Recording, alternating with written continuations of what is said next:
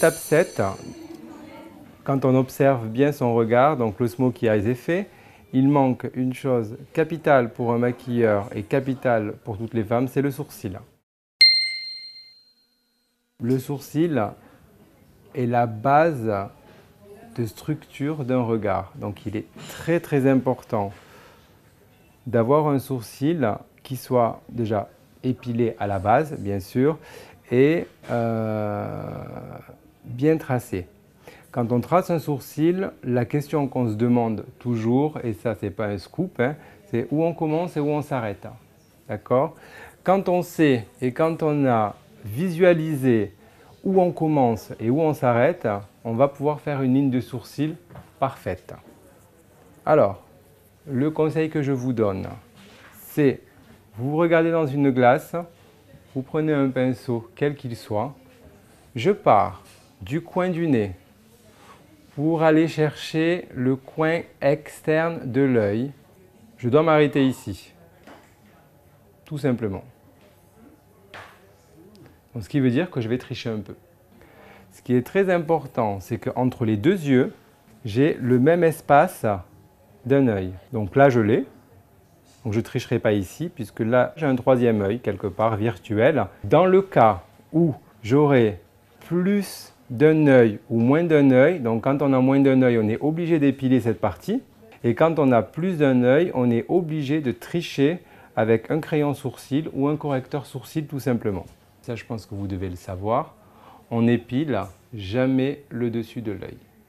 Ok, pour créer une ligne de sourcil parfaite, je vais utiliser un correcteur sourcil, qui est une crème, tout simplement, qui va me permettre d'avoir une ligne de sourcil parfaite, sans dépôt, parce que c'est une crème, justement. Quand on sait que les textures poudre et même certaines textures crayon laissent un petit dépôt, ce qui enlève le côté résultat final naturel, la crème, elle, va pouvoir se mélanger avec le sourcil naturel et créer une ombre sans dépôt. Donc là, je passe sur son sourcil. Je brosse pour avoir un effet naturel. Donc là, j'ai créé une ombre. Et je vais travailler la fin du sourcil en l'allongeant un tout petit peu. Et je suis bon.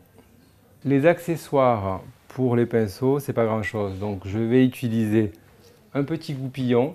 Donc le goupillon va me permettre de brosser mon sourcil et aussi de brosser mes cils.